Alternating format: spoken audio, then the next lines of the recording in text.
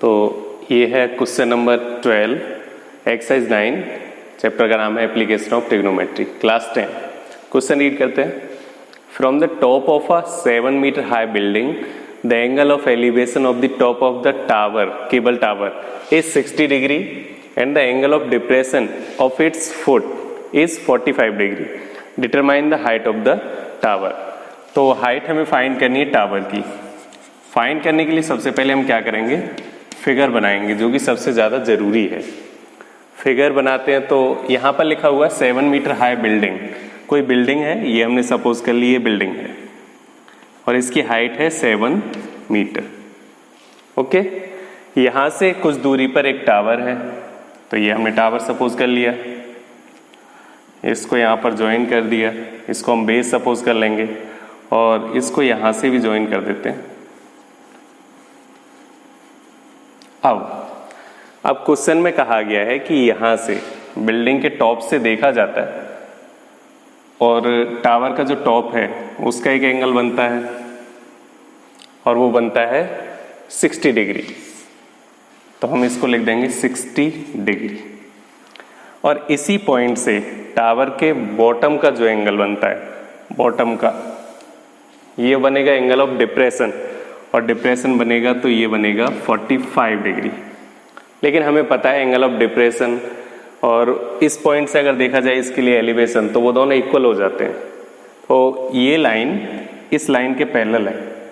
Parallel होने की वजह से ये 45 है तो ये भी कितना हो जाएगा, 45 डिग्री हो जाएगा। ये अल्टरनेट इंटीरियर एंगल्स हैं इसलिए इक्वल हो जाता है। तो कोई नाम दे देते हैं। सपोज कि हमने ये A है, ये B है, ये C है, ये D और ये E। अब हमें फाइंड क्या करना है, इस टावर की हाइट फाइंड करनी है। तो हमें पता है यहाँ से यहाँ तक जब 7 मीटर है, A से E तक, तो B से C तक भी कितना हो जाएगा, 7 हो जाएगा। इसको हम इस तरह से बना लेते हैं। ऊपर वाला पार्ट हम सपोज कर लेते हैं कि वो कितना है, H है। तो यहाँ पर लिख लेते हैं जो जो हमने सपोज किया या फिर जो गिवन है उस तरह से। सो AE इक्वल टू 7 मीटर, ये गिवन है। And BC equal to 7 metre. AE के अपोजिट साइड BC है इसलिए वो भी 7 हो जाती है। AB हमने सपोज कर लिया कि ये X है, तो AB अगर X है तो E से C ये भी हो जाएगा X। इसको भी हमने X लिख दिया है। AB equal to EC equal to X। AB और EC ये दोनों X हमने सपोज कर लिए हैं। तो उसके बाद हमें फाइंड करना था, सिर्फ H हमें फाइंड करना है। तो टोटल हाइट क्या हो जाएगी, H प्लस 7 हो जाएगी। उसे फाइंड करने के लिए हम किसी भी एक ट्रायंगल को लेते हैं।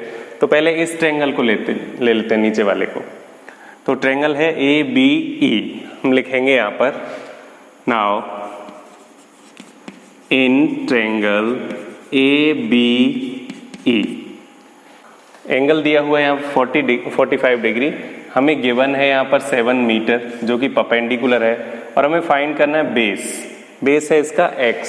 तो परपेंडिकुलर और बेस यूज होते हैं 10 में, तो हम एंगल के साथ 10 रेशियो लेंगे। तो हम लिखेंगे यहाँ पर 10 45 equal to 7 upon X, perpendicular by base. 10 45 की वैल्यू होती है 1, तब हम लिखेंगे 7 बाय X और ये X इधर आ जाएगा। X equal to 7 metre. इसको हम इक्वेशन 1 बना देते हैं और यहीं पर छोड़ देते हैं। अब दूसरा ट्रायंगल लेते हैं। दूसरे ट्रायंगल में क्या होगा, हमें H फाइंड करना है। सिर्फ H फाइंड करने के लिए हमें X चाहिए था। X हमने पहले फाइंड कर लिया, यहाँ से X आ गया 7, तो हम H को इजीली फाइंड कर सकते हैं। तो अब ट्रायंगल लेंगे हम DCE। यहाँ पर लिखता हूँ नाउ इन ट्रायंगल DCE। फिर से हम लेंगे तो लिखा जाएगा 60 डिग्री एंगल के लिए और रेशियो वही यूज होगा 10। tan 60 equal to h upon x, h upon x। tan 60 की वैल्यू हमें पता है √3 होती है, तो हम लिखेंगे √3 equal to h upon x की वैल्यू 7। हम यहाँ पर लिख भी सकते हैं x इक्वल टू 7। यह हमने पहले ही फाइंड कर लिया है। 7 इधर आएगा तो ये हो जाएगा 7√3 इक्वल टू h, और हम इसी को चेंज करके लिख देंगे h इक्वल टू 7√3। तो हमने h की वैल्यू फाइंड कर ली। हमें टोटल हाइट फाइंड करनी थी, तो हम लिखेंगे यहाँ पर total height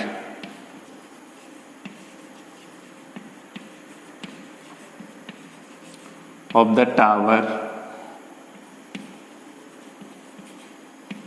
equal to DC plus BC, या फिर डायरेक्ट लिख सकते हो h plus 7, h plus 7। h हमने फाइंड किया है 7√3, तो हम इसको लिखेंगे 7√3 प्लस 7। 7 हम यहाँ से कॉमन ले सकते हैं, वैसे आंसर तो आ चुका है, सिर्फ उसको हम थोड़ा अच्छे से लिख रहे हैं। तो 7 हमने कॉमन लिया तो लिखा गया √3 प्लस 1 मीटर। तो उस टावर की हाइट है 7√3 प्लस 1 मीटर।